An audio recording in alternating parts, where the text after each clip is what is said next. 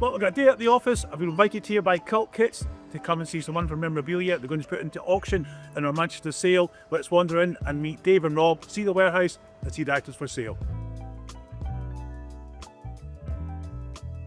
Dave and Rob, what a fantastic warehouse. I'm a kid in the sweet shop here. I'm looking down the rails and I can see top right there, the Celtic section. So obviously I'll be heading there soon, having a look in there.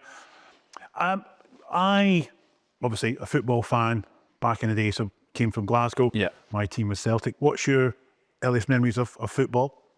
So mine is going to watch Shrewsbury Town with my dad and his brothers and going to the stadium. So we would go to the Globe pub beforehand. I think my first game I was about 8 years old. So yeah, that's my earliest, and just a smoke-filled pub, and then going down to the Old Gate Meadow to watch Shrewsbury play. That's my, and then just taking it all in, and it was all standing as well. So yeah, that's my earliest football memory, and then collecting Pro Set cards is probably another thing. Starting that way as well. Yeah. So what about you, Rob? Mine is pre-1996. I was probably about the same age, 8, and it was Newcastle beating Man United 5-0 at St James's Park. I wasn't there, unfortunately. I think I just saw the goals on the news, but it was the black and white shirt. It comes back to football shirts, but yeah, Same sort of thing. hooked on Newcastle since then. How do you guys know each other? So, well, Rob's the original founder and starting Cult Kits. We met through my brother-in-law and I had an online football site, and it was cultural in terms of like music and fashion that was all related around football. And my brother-in-law found Rob's eBay store and was like, this guy's got an amazing football shirt collection, like hundreds and hundreds of vintage shirts. Let's see if he wants to sell like 50 on the website. And then we contacted Rob. Rob was like, yeah, why not? And before we knew it, it was like 50 a week, and it just went from there, and it snowballed really to what it is now, which is the main Cult Kit site. Yeah, I just used to buy stuff on, this is before football shirts were a real popular thing. I used to just buy them on eBay, and it would be a lot of people in like Hong Kong and Japan were selling these shirts like Baggio Inter Milan and Nakata Perugia, stuff that you never had access to here. So I would kind of buy them up. I'd enjoy them for a little bit and then sell them on. And eventually it sort of built up my own eBay store. So a lot of people at the time, it would be like, the photos would be the shirt let out on their bed sort of thing. So we kind of thought if we can shoot everything a lot nicer, curate the store, that's kind of how it started. And the shirts that you're talking about, when they came as used as just kits, as in replica kits, or Yeah, just replica match-worn, kits. so no match-worn sort of things. No. We didn't really delve into match worn until much more recently. And what's next for Cult Kits? What's the next step? Well, we're in the process of trying to sort out how we would go about having a physical store, something we wanted to do for a long time, whether that's in the UK, whether that's potentially in the US, or potentially further afield. We've got pop-ups planned in Hong Kong later on in the year. Sure. So yes, it's a busy remaining year, especially with the World Cup. Indeed. Well, I mean, I can tell you, from experience, we have, when we do auctions at Buds, on our sort of auction site, we see country codes that are bidding, and we're going around the world now. Obviously, you guys are the same. You're selling stuff around the world, and the difference, obviously, you guys are a bit more replica and vintage. Obviously, we sort of tend to go match worn, match issued. But yeah, I mean, the market is huge, and certainly, going forward, let's hope for a partnership. Yeah, some definitely. great business moving forward. Be a fantastic sort of thing. So you're going to give me a quick run down the rails here. As I say, I mentioned the Celtic stuff, but Yeah. it looks fantastic. Yeah, we've got Premier League down here. We've got other UK clubs, and it just kind of moves across into Europe, into the rest of the world. Absolute ton of international all down there, jackets and coats. Have you got a spreadsheet of all the clubs represented here, or are you missing gaps? Or I think there's always going to be gaps, isn't there, because of how shirts come and go. I think, really. But in general, Yeah, we've got a lot of Mexican shirts. I noticed which that, yeah, is absolutely. quite niche, Yes. but one of our biggest suppliers is from Mexico. So we get a lot of really interesting Mexican kits from the 90s and international shirts as well. And I see a lot of fakes coming through. I mean, you guys get the same, and you send people send you stuff for verification or to sell, or you see that's a complete wrong.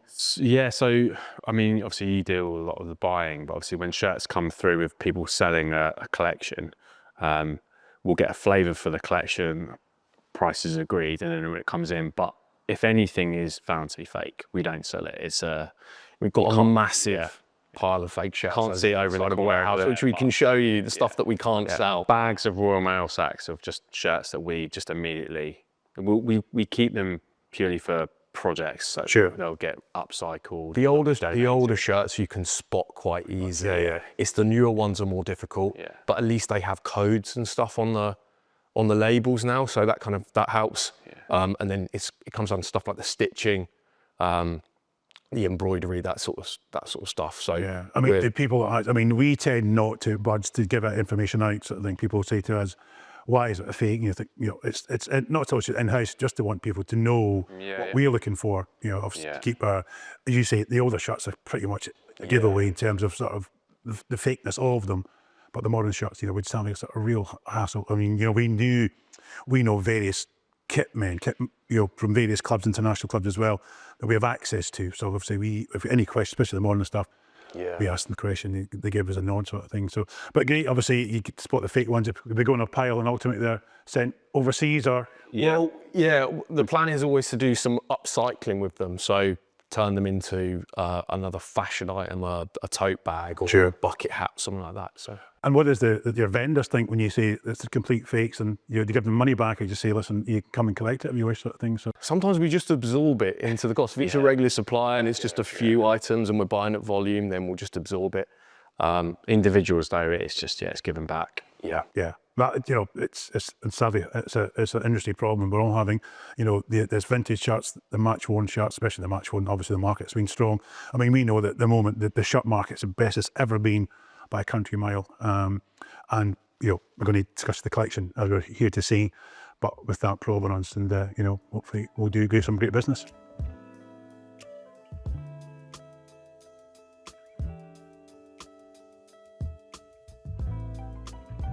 David, Rob, I've seen this wonderful collection here. There's some highlights that we've got showing over our shoulders. Will's joined us, our colleague from Buds as well. Will, this is, I suppose, you know more about this than I do as well.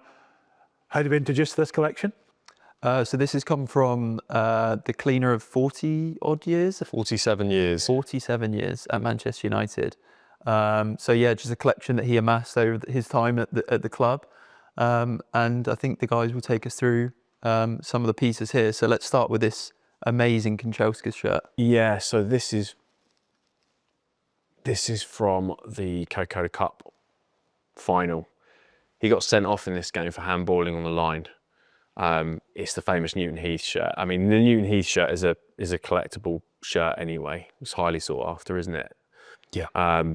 This is his player issued shirt or second shirt. So he wore the long sleeve in the game, I believe. Yeah, but it's got all the prep hallmarks, so stitched numbers, so that you can see where the squad number is obviously already assigned to the shirt, and then when the match day squad is announced or team is announced, it would have been pressed on then. So the early days of name pressing. But yeah, it's a mint condition Newton Heath shirt, which, as I said, are hard to come by it on their own anyway. But as a player issued one, it's an amazing piece. I mean, it just feels right. I mean, obviously we've had a look at the collection that's hanging there, but you just know it just looks right. I mean, everything there's about it. You mentioned obviously the name set at the back is correctly positioned, etc., etc. Yes, he wore long sleeves. Most players have a preference, long sleeve, short sleeve, that type of thing. So sponsor flock as well. And then you've got the sewn on Premier League winners badges on as well. So yes, it's an amazing piece. We've got Bosnich as well.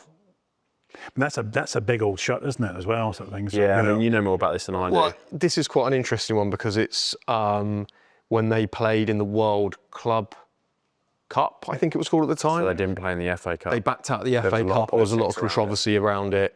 And I think this one was worn against Necaxa, Mexican club. And it's a huge shirt.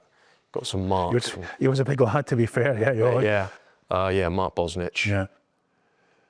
And again, there's some pitch staining there as well. It's always a telltale sign. Yeah. He's doing his job. Nice thing. He made a few saves in that one. And again, we're going to get the black ones next. Yeah, this is a lovely shirt, isn't it? Is this 2005, 2006? Is that right? Well, to tell you on the sleeve patches, when obviously they won the championship the sleeve before. So Following season. 0304 this one. yeah, 03. And that's Wes Brown's. And that's Wes Brown's shirt, yeah. and of course that takes us all back to the Kung Fu game sort of thing. So the black Man United shirt, it brings back those. Yeah, so the early Eric Cantona Black Man United sharp view. And even the tunnel at Highbury when Roy Keane was kicking off with Vieira. Indeed. I think this was the season before Will do, yeah, that game, but absolutely, it definitely. But I mean, they all provoke memories. I mean, all the nostalgia, these things. We discussed before about obviously your favourite shirt sort of thing and what sort of brings back memories. But certainly, a Black United shirt, certainly, and of course the grey one against Southampton as well. It's always quite a nice one as well. The red home shirt there, that's actually from Ryan Giggs' testimonial game. But This is a very cool shirt. This Now, is someone cool wore that, you're going to tell me, hopefully. yes. So this is match worn by Eric Cantona. It's also signed by Eric Cantona, but it's also the last ever Man United shirt he essentially wore. Yeah. In a match at Old Trafford. Yeah, I don't think he's ever put a Man United shirt on again since then. for a match. Yeah. So really So interesting one. so it's got the testimonial embroidery on it. You've got his signature in the centre, and then it's just the iconic 7 on the back. Black. And he wore short sleeve, didn't he? He did, yeah, absolutely. Which again, which is unusual. So yeah, absolutely. And tell us a bit more about Tony. So you obviously Will mentioned he worked at United for many years. He contacted you guys to say obviously this collection. Yeah, Did you help him out, sort of thing? So. Yeah, he originally emailed us, and we get loads of emails about people selling their collections. But this one stood out because he said he had a couple of Ronaldo's boots from his first season at Man United. And I think we were like, that's probably nonsense, but worth checking it out. And then you know how it is, as soon as we started speaking to him and we saw the entire collection, you can kind of see it together. Not only was there Ronaldo stuff, but he had loads of shirts from games against Man United as well. He had not just Ronaldo's boots, but Silvestra's boots. The provenance was there. And then we went up and spoke to Tony. We went up and saw him in his house in Manchester. Sure. Which interestingly still owned by The club. Manchester United. He lives in a house. Yeah. Well, But yeah, it was It was a really nice experience going meet him, that really nice guy. And his stories of just being in and around the dressing room were incredible. Bit of a fly on the wall, really, like in terms of, made really good friends with the players. he had loads of great stories, didn't he? Being picked up. Lifts into work. Yeah, where his house was is on the way to the training ground. So the old training ground. So often when either him or his wife were on their way to work, 'cause his wife worked at the club as well, you have players offering them a lift for the final stretch up to work. Amazing. And I think it'd be like waving them on or I think they lived on the training ground for a bit. So Yeah. he was saying like his kids and stuff would sometimes play football with Ronaldo or Van Nistelrooy after school, which is just ridiculous. Yeah. This would never happen now. and it's that sort of provenance path where because he's in with the bricks, so to speak, that you would get memorabilia because people would recognise him on a daily basis. That he was there every time he was playing. They come up, training kit, match kit, boots we'll discuss in a second. It just ends up with him, and over the process of 40 years, the stuff just ended up with him. Sort of thing. I mean, this is only a small part of what he had. So we obviously picked out some lots here, but he's also got swaps as well. So he's got Chelsea, he's got Arsenal. There's Dortmund. I'm looking over there. There's another collection over there, sort of thing. Dave, tell us a little bit more about Tony, maybe his day-to-day role at the club and what he did over the 5 years. So I think, if my memory serves me right, from what he's told us, he joined the club after school as like a first job, and he helped out in any way he could around the dressing room as either a cleaner, so after the players, and he's had finished up going in and doing the general roles around the dressing room. And I think over time, as he was longer at the club and loyalty and everything else, he just became closer and closer to the dressing room. He was, remarkably well connected with the players, really likable, and he just became someone that he was, you know, good to have around, and he ended up becoming, I believe, assistant to the kit man. So there was that element of just, you know, he would help out wherever he could, and became a fond member of the team, really. So as a result of that, you know, players would often say, "Oh, you know, here, Tony, you can have that." Right. You know, in the See, with respect of the that Cantona access, you have complete access to the club. I mean, You know, any parts of the club. He was a friend, trusted member of the team. You know, I think he said that they would go to Alex Ferguson's house and, you know, help out with cleaning Okay. players' houses, moving stuff furniture like and that. stuff. Like, They were there to help make lives easier for the players, so that the players could do what they were there I think to he do. mentioned to you guys as well that you felt like Sir Alex was like a father figure to him, right? Yeah. Because he'd spent loads of time around him and in the Most club of and- most of Ferguson's career at United, you know, Tony was there for it. So, you know, you can totally understand why he would say that. But yeah, an amazing guy, really, in terms of his own career there, and then what's come his way. You know, to have players just saying, "You're happy to have this shirt." and his access to the dressing room as well, which is how he managed to get these boots as well. After they swap shirts, for example, that would go up in their locker, and they, like themselves, wouldn't want them there after a certain amount of time. So either the kit men or the players themselves would say, you know, let's get rid of this, or does anyone want this? And it would be gifted or handed out. If it wasn't given to, say, a charity or given away as part of a club, you know, people at the club would have access to And it. it's amazing, you know, he hasn't just got it and sold it. So he's kept all this stuff over the years. So obviously, looked after it, created it as well. Yeah. And now obviously he's coming to. He said retired. He's retired Yeah, now. he's retired. Yeah. So obviously, for retirement fund, that's obviously why it's come onto the market. And you know what a collection to be given. I mean, obviously all these gifts on these wonderful sort of superstar players, but just one of the team. I mean, ultimately, that's what it was, just one of the team. Really, So- really well loved member of the team. Absolutely. And it all makes sense, certainly from my background, you know, the sort of employees within the big clubs, you know, Arsenal, United, City, I mean, they're there pretty much from under the bricks, as we say, and they're given all this kit. I mean, it's been bored over and over again that, you know, you go to these collections, you think, yeah, it makes sense that because, you know, here you go, Tony, this, you can have this, have the boots sort of thing. So yeah, absolutely fantastic. Now, I know you said to us you've sold some stuff privately, but you've kept, you know, it's about 30 lots, looking through the collection, and obviously the highlights here. Now, I have to bring it up. On my sort of left shoulder here, there's again another black United shirt. But if I spin it around, it's kind of one of the special players. Your black Ronaldo. Tell me about this one. You know this one, Rob? Yeah, this one was, I believe it was from his first season, and it was worn against Liverpool.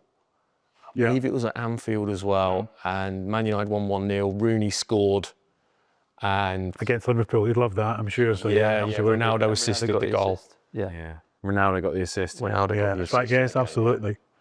So fantastic. Yeah, this is certainly one of the highlights in the collection. And on the table here, all boots leading to Ronaldo. Tells about the gold pair catching my eye. Tells about those, Rob. So the gold pair, this is from his first season again.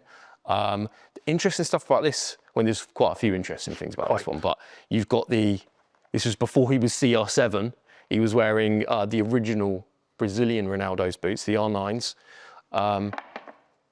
These ones also, they're customised on the sole. So you can see where they shaved away some of the blades. Yeah. And they screwed in metal studs there as well. So never seen anything like that before. Also, he wore a size 7 or a 7.5, but he was actually a size 9. And that was something to do with the better control of the ball or something. It sounds absolutely crazy, but apparently this is exactly what he did. Yeah, that's all sort of rings a bell sort of thing. So, and you know, again, just looking at that, fantastic. As you mentioned, the R9 there, you know, from the Brazilian Ronaldo. So yeah, no, kind of sort of fantastic things. Shall we? Too bad. From one Ronaldo to That's another, you know, exactly. And again, same as another sort of version of him, sort of silver and blue. Another pair of the R9. Same things, yeah. Same sort of numbers on there. And again, a couple of sizes smaller. But certainly, you know, there's some which they're, you know, certainly much. Still got the mud on them and stuff as well, which is.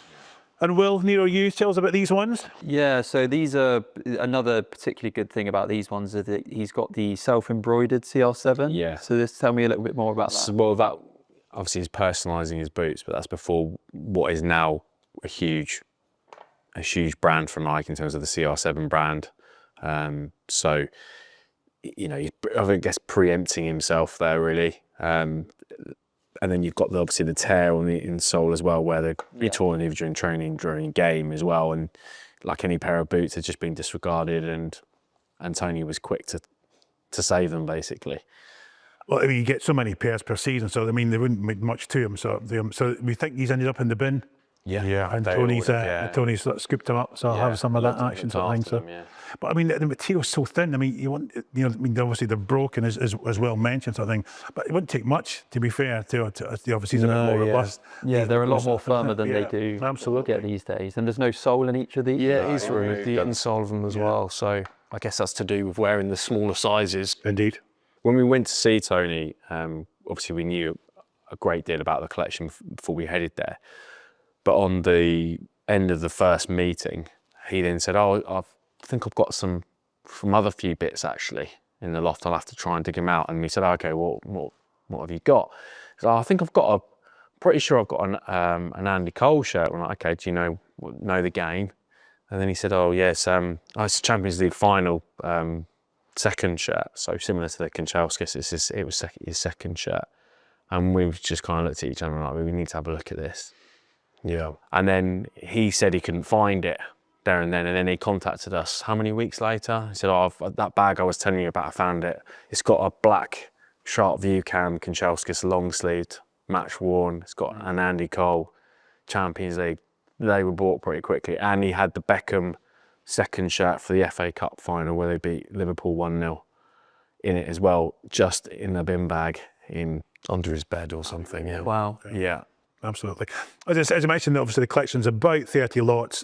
We have obviously United, as we mentioned here, along the rails and on the table. But looking over the other items here, we've got Arsenal, we've got Chelsea, we've got Dortmund. There's all sorts in there. So the sale, as we mentioned, boys, will be on the 28th of April. Yeah. Be at Bud's, and we look forward to it and can't wait to put the stuff under the hammer and see where it ends up. Thank you very much for inviting Bud's in for this Thanks for auction, and look forward to the sale.